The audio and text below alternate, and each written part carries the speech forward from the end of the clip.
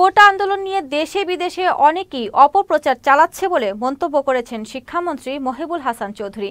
তিনি বলেন, কোটার বিষয়টি সর্বোচ্চ আদালতে বিচারাধীন চূড়ান্ত রায় না আসা পর্যন্ত মন্তব্য করা আদালত অবমাননার শামিল। রোববার ঢাকা রিপোর্টার্স ইউনিটির সদস্যদের সন্তানদের এসএসসি ও এইচএসসির পরীক্ষায় ভালো ফলাফল উপলক্ষে সংবর্ধনা অনুষ্ঠানে তিনি একথা বলেন। শিক্ষামন্ত্রী বলেন, কোটা নিয়ে একটি পক্ষ অস্থিতিশীল পরিস্থিতি সৃষ্টি করতে চায়। এই ফাঁদে পা না দিতে শিক্ষার্থীদের আহ্বান জানান তিনি। অনুষ্ঠানে বিশেষ অতিথি ছিলেন এসবিএসসি ব্যাংকের চেয়ারম্যান ও সংসদ সদস্য এজেড.এম শফিউদ্দিন শামীম। অনুষ্ঠানে সভাপতিত্ব করেন ঢাকা রিপোর্টার্স ইউনিটির সভাপতি সৈয়দ শুকুর আলী। পরে কৃতি শিক্ষার্থীদের হাতে ক্রেস্ট তুলে দেন শিক্ষামন্ত্রী। জনপ্রিয় অনেক বিষয়কে পুঁজি করে ষড়যন্ত্রকারীরা অস্থিতিশীল পরিস্থিতি সৃষ্টি করতে চায়, তাই সেই ফাঁদে যাতে আমরা পা না দিই। প্রথমত, এটি উচ্চ আদালতে বিচারাধীন আছে।